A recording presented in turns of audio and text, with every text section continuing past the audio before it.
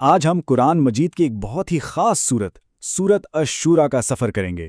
اس کا مطلب ہے مشاورت، اور یہ سورت ہمیں سکھاتی ہے کہ کمیونیکیشن، انصاف اور معافی کیسے ایک مضبوط سوسائٹی کی بنیاد بنتے ہیں۔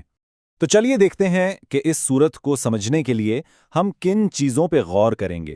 شروعات کریں گے اس کے انٹروڈکشن سے، پھر بات ہوگی وحی کے سلسلے کی، کائنات میں اللہ کی نشانیوں کی، پھر شورا یعنی مشورے کے اصول کی، اور آخر میں انصاف اور معافی کے تصور کو دیکھیں گے۔ سورت شورا جیسے ہی شروع ہوتی ہے ایک بہت بنیادی سوال اٹھاتی ہے کہ خدا انسانوں سے کمیونیکیٹ کیسے کرتا ہے۔ تو یہ سورت اسی ڈیوائن ڈائیلاگ کی پوری نیچر کو کھول کر سمجھاتی ہے۔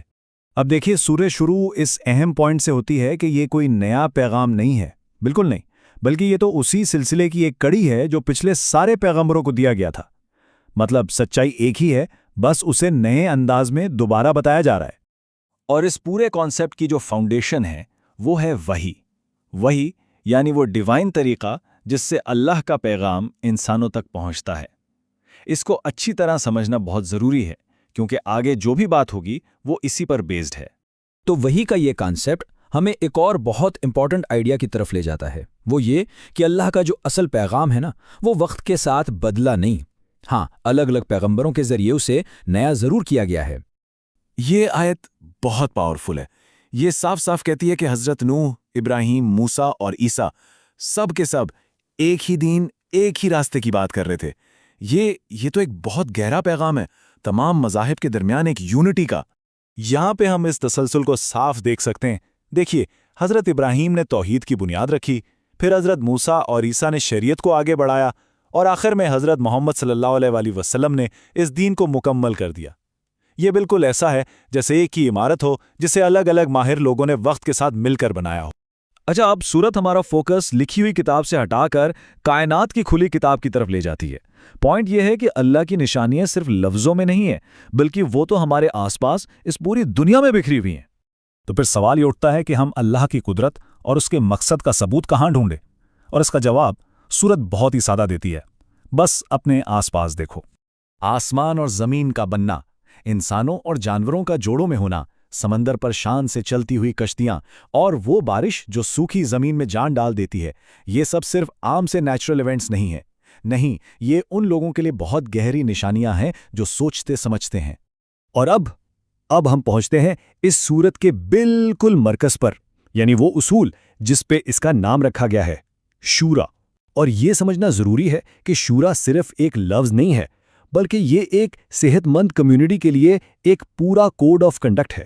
تو شورا کا مطلب کیا ہے؟ اس کا سیدھا سا مطلب ہے آپس میں مشورہ کرنا۔ یہ آئیڈیا کہ اہم فیصلے اکیلے نہیں کرنے چاہیے، بلکہ سب کو مل کر سوچ بچار اور صلاح مشورے کے بعد کرنے چاہیے۔ لیکن یہاں سب سے ضروری بات پتہ کیا ہے؟ وہ یہ کہ شورا کو صرف ایک اچھی سجیشن کے طور پر پیش نہیں کیا گیا، اسے تو ایک مومن کے کردار کی ایک ڈیفائننگ کوالٹی بتایا گیا ہے۔ مطلب یہ اتنا ہی ضروری ہے جتنا کہ ایمان خود۔ ذرا غور کیجئے کہ اس آیت میں مشاورت کو رکھا کہاں گیا ہے۔ اسے نماز قائم کرنے اور اللہ کی راہ میں خرچ کرنے جیسی بنیادی عبادات کے ساتھ بالکل ساتھ ذکر کیا گیا ہے۔ اس سے اس کی روحانی اہمیت کا اندازہ ہوتا ہے۔ یہ جو پوری لسٹ ہے نا، یہ صاف کرتی ہے کہ مشاورت کوئی پولیٹیکل اسٹریٹجی نہیں ہے، بلکہ یہ ایک روحانی ڈسپلن ہے۔ یہ ایک ایسی زندگی کا حصہ ہے جس کی بنیاد ہے غصے میں بھی معاف کر دینا، بڑے گناہوں سے بچنا، اور اپنے رب کی پکار پر لبیک کہنا۔ تو ایک سوسائٹی جو مشورے پہ چلتی ہے، وہ جھگڑوں اور تنازعات سے کیسے نمٹتی ہے؟ سورت کا جو آخری حصہ ہے نا، وہ اسی سوال کا جواب دیتا ہے، اور ہمیں انصاف، معافی اور بدلے کے درمیان ایک بہت نازک توازن سکھاتا ہے۔ دیکھیے، جب کسی کے ساتھ کچھ غلط ہو تو قرآن دو راستے سامنے رکھتا ہے۔ ایک راستہ ہے بدلے کا، یعنی برائی کا بدلہ ویسی ہی برائی سے، لیکن ایک دوسرا اور بلند راستہ بھی ہے، اور وہ ہے معاف کرنے اور صلح کر لینے کا، اور اس کا اجر وہ تو سیدھا اللہ کے ذمے ہے۔ یہ بہت ہی اہم نکتہ ہے۔ معاف کرنے کی حوصلہ افزائی کا یہ مطلب بالکل نہیں کہ ظلم کو قبول کر لیا جائے۔ قرآن واضح طور پر کہتا ہے کہ اللہ ظالموں کو پسند نہیں کرتا۔ تو انصاف کا جو حق ہے وہ اپنی جگہ ہمیشہ رہتا ہے۔ تو آخر میں چوائس انسان کو دی گئی ہے۔ انصاف کے مطابق بدلہ لینے کا حق موجود ہے، لیکن صلح اور معافی کو ایک بہتر، ایک اعلیٰ اخلاقی راستے کے طور پر سامنے رکھا گیا ہے، اور یہی انصاف اور رحم کے درمیان ایک خوبصورت توازن ہے۔ तो इन सब बातों को आपस में जोड़कर देखें तो सूरत शुरा हमें क्या सिखा रही है। ये एक मुकम्मल वर्ल्ड व्यू पेश करती है, जहां ईमान, अमल और सोसाइटी एक दूसरे से अलग नहीं बल्कि गहराई से जुड़े हुए हैं। वही के जरिए एक ही पैगाम, कायनात में अल्लाह की निशानियां, मशवरे पर चलने वाली सोसाइटी और अपने आमाल की जवाबदेही, ये चार सुतून मिलकर एक ऐसी जिंदगी का नक्शा खींचते हैं जो पूरी तरह मुतवाज़िन है।